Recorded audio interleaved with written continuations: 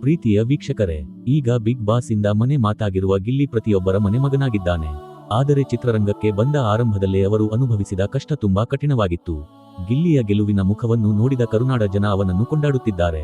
ಆದರೆ ಅವನು ಚಿತ್ರರಂಗಕ್ಕೆ ಬಂದ ನಂತರ ಅನುಭವಿಸಿದ ಕಷ್ಟ ನಿಮಗೆ ಒಂದೊಂದಾಗಿ ಹೇಳುವ ಪ್ರಯತ್ನ ನಮ್ಮದು. ಇದು ಸ್ಟ್ರಗಲ್ ಸೀರೀಸ್ ಆಫ್ ಗಿಲ್ಲಿ. ಗಿಲ್ಲಿಯ ನೋವಿನ ಕಥೆ ಕೇಳುವ ಮೊದಲು ನಮ್ಮ ಮಿಸ್ಟರ್ ಮಗು ಚಾನಲ್ ಅನ್ನು ಸಬ್ಸ್ಕ್ರೈಬ್ ಮಾಡಿ, ಫಾಲೋ ಮಾಡಿ. ಒಂದು ಮಧ್ಯಾಹ್ನ ಸರಿಸುಮಾರು 2 ಗಂಟೆಯ ಸಮಯ.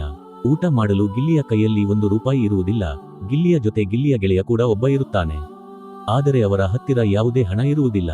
ಮತ್ತೆ ಯಾರ ಹತ್ತಿರ ಆದ್ರೂ ಕೇಳೋಣವೆಂದರೆ ಸರಿಯಾದ ಫೋನ್ ಪೇ, ಗೂಗಲ್ ಹತ್ತಿರ ಇರುವುದಿಲ್ಲ. ಹಾಗಾಗಿ ನನ್ನ ಒಬ್ಬ ಸ್ನೇಹಿತನಿಗೆ ಕಾಲ್ ಮಾಡಿ ಊಟಕ್ಕೆ ₹100 ಹಾಕುವಂತೆ ಹೇಳುತ್ತಾನೆ. ಅದಕ್ಕೆ ಒಪ್ಪಿದ ಗಿಲ್ಲಿಯ ಗೆಳೆಯ, ಸರಿ ಯಾರ ಅಕೌಂಟಿಗೆ ಹಾಕಬೇಕು ಎಂದು ಕೇಳಿದಾಗ ನನ್ನ ಜೊತೆಯಲ್ಲಿದ್ದ ಸ್ನೇಹಿತನ ಫೋನ್ ನಂಬರನ್ನು ಕೊಡುತ್ತಾನೆ.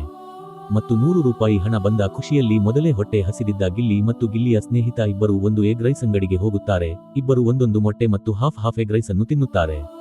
ಒಟ್ಟು ₹80 ಇದನ್ನು ಕೂಡ ಆಗುತ್ತದೆ.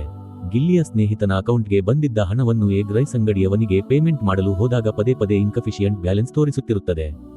ಗಾಬರಿಯಿಂದ ಬ್ಯಾಲೆನ್ಸ್ ಚೆಕ್ ಮಾಡಿದಾಗ ಗಿಲ್ಲಿಯ ಸ್ನೇಹಿತನ ಅಕೌಂಟ್ ಬ್ಯಾಲೆನ್ಸ್ -40 ಇರುತ್ತದೆ. ಇತ್ತ ಎಗ್ ರೈಸ್ ಅಂಗಡಿಯವನು ಬೇಗ ಪೇಮೆಂಟ್ ಮಾಡುವಂತೆ ಹೇಳುತ್ತಾನೆ.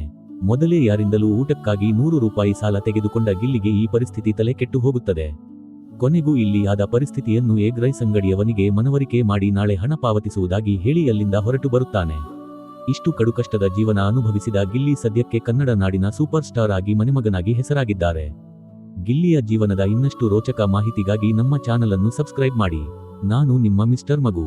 ಧನ್ಯವಾದಗಳು.